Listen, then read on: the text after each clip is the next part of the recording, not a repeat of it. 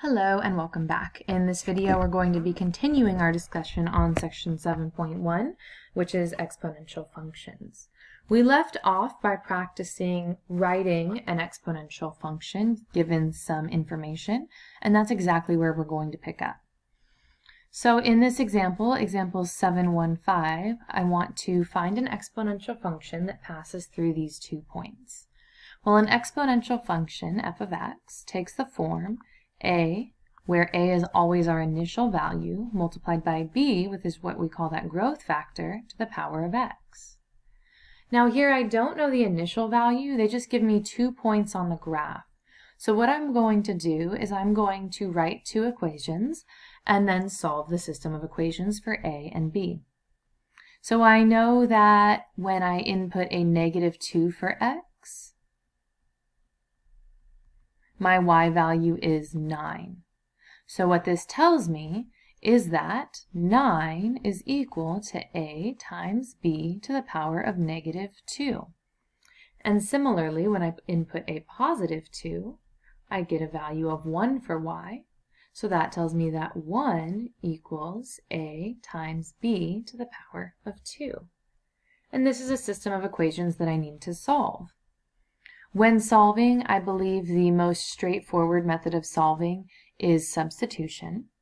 So in that case, I'm going to isolate one of my 2 variables and then substitute it into the other equation. So I will go ahead and isolate a in the first equation by moving b to the power of -2 from the right over to the left. So I will go ahead and divide by b to the power of -2 on both sides.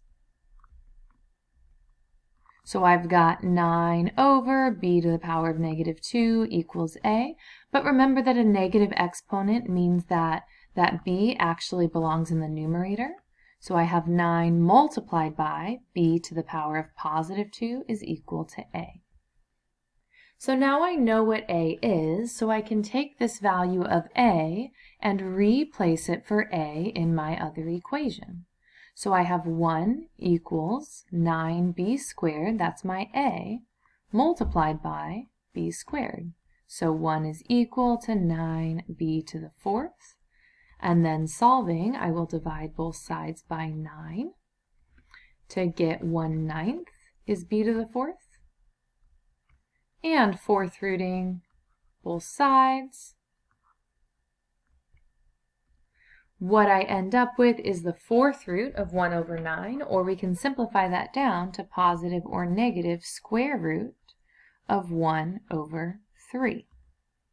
We can simplify that numerator all the way down, so positive or negative 1 over the square root of 3 is equal to b. You can continue and rationalize, so positive negative square root of 3 over 3 is equal to b. Now, since b is the base of our exponent and we have the restriction that b cannot be negative and it cannot be 1, I know that b must be positive square root of 3 over 3. So to write my equation, I have this value of b, but what I'm missing now is the value of a.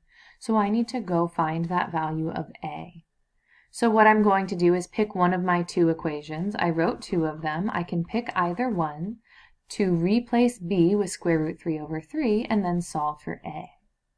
I will go ahead and use my second equation because I like that the exponent is positive. So I know that 1 is equal to a times b squared, but b is square root of 3 over 3. So 1 is equal to a times 3 over 9,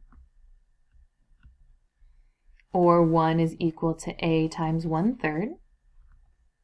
And then to solve, I'll multiply both sides by 3 to isolate a. 3 reduces with 1/3, and I end up finding that a is equal to 3. So my exponential equation then, f of x, is equal to a, which is 3, times the square root of 3 over 3, all to the power of x.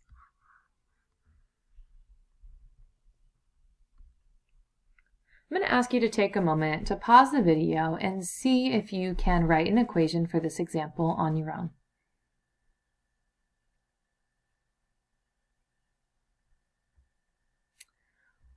You're going to want to find 2 points on this graph. So I see a point that's very convenient here at 0, 3.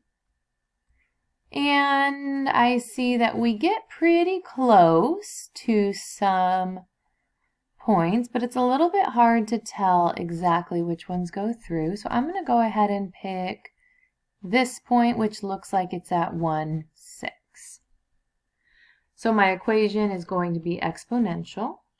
So it follows the form a times b to the power of x. And I can write 2 equations from the information that I'm given. When x is 0, my y value is 3. So 3 equals a times b to the power of 0. And when my x value is 1, my y value is 6. So 6 is a times b to the power of 1. b to the power of 0, anything to the power of 0 is 1. So this is just a times 1, which means a is 3. So that was pretty straightforward. I can go ahead now and plug that a is 3 into my a in my other equation. When I do that, I find 6 equals 3 times b to the first power, or just b. I divide both sides by 3 and find that b is 2. So I have a, I have b, meaning that my equation is f of x is equal to 3 times 2 to the power of x.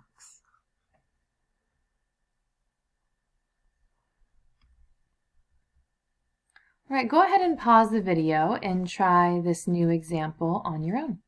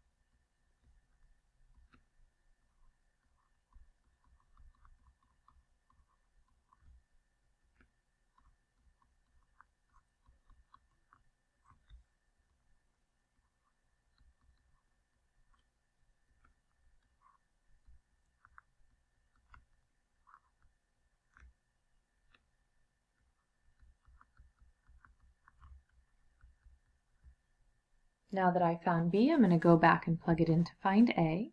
So I'm going to plug it into this equation where I've already solved for a.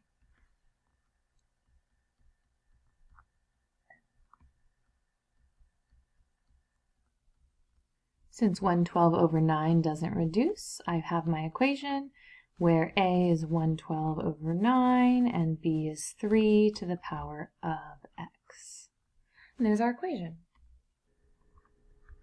All right, go ahead and take a moment to pause the video and practice this last example on your own.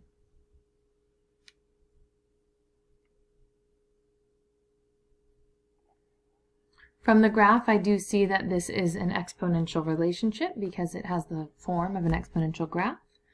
So I'm going to identify the 2 points that I can use to write my equation, so 1 and 5. And then here I have 5 and 1. So these are 2 points that I can use to write the equation that is exponential. So pressure and volume, V is going to be my Y value and P is going to be my X value. So volume in terms of pressure is A times B to the power of X. I know that my P value is 1 and I get a V value of 5. So 5 equals A times B to the power of 1. And then when I plug in a 5 for P, I get a 1 for V. So 1 equals A times B to the power of 5. And I should change this X to a P. And then I solve just like we did before. Divide by B, divide by B. So A is equal to 5 over B. I can now take that 5 over B and substitute it in for A in my other equation. So 1 is equal to 5 over b times b to the 5th. Reducing those b's, I've got 1 equals 5 times b to the 4th. Divide both sides by 5. B to the 4th equals 1/5. And then I 4th root both sides. So b is equal to, and when I simplify and rationalize, I will get the 4th root of 5 over 5. Now I need to find a, so I will go back and take this value of b and plug it in where I've already solved for a. So a is equal to 5 over the 4th root of 5 over 5. And I can simplify this by multiplying the numerator and denominator by 5s. This gives me a is equal to 25 over the 4th root of 5.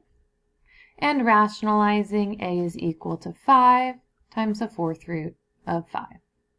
So my function then, the volume in terms of the pressure, is 5 times the 4th root of 5 multiplied by the 4th root of 5 over 5 to the power of p.